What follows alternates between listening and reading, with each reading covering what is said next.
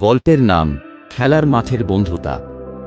পটভূমি একটি ছোট গ্রামে, যেখানে সবার প্রিয় জায়গা হলো বটগাছের নিচের খেলার মাঠ। এখানে প্রতিদিন বিকেলে জড়ো হয় 8জন বন্ধু: মিনা, ঝর্ণা, বর্ণা, শিলা, স্বপ্ন, জয়দেব, জনি ও ভুবেন। গল্প শুরু। একদিন বিকেলে সবাই মিলে খেলার মাঠে হাজির হলো। মিনা বলল, চলো আজ নতুন একটা খেলা খেলি, ধরামুক্তি।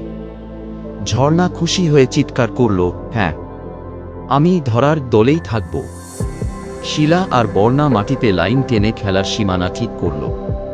স্বপ্ন দৌড়ে এসে বলল, আমাদের দল হবে টিকটিকি আর ওদের হবে পা। জনি আর জয়দেব একসাথে চিৎকার করে বলল, বাঘেরা জিতবেই আজ। ভুবেন একটু চুপচাপ থাকলেও সেসব খেলায় সবচেয়ে চক্কে। সে বলল, আমি ধরা পড়লে না পালিয়ে দেখাই না। খেলা শুরু হলো। ফাঁসি, দৌড়ঝাঁপ, হইচিয়ে মুখর খেলার মাঠ। হঠাৎ বর্ণা পড়ে গেল। সবাই দৌড়ে গিয়ে বলল, কিছু হয়েছে? বর্ণা হাসল, না, একটু ধুলো মাখা হলাম শুধু। মিনা তার হাত ধরে তুলল। স্বপ্ন বলল, বন্ধুত্বই সবচেয়ে বড় খেলা। আজ আর খেলা নয়, বরং বটগাছের নিচে বসে গল্প করি। সবাই মিলে গল্প করতে করতে সন্ধ্যা নামল। গ্রামের আলো জ্বলতে লাগলো একে একে। পাখিরা ফিরে গেল বাসায়।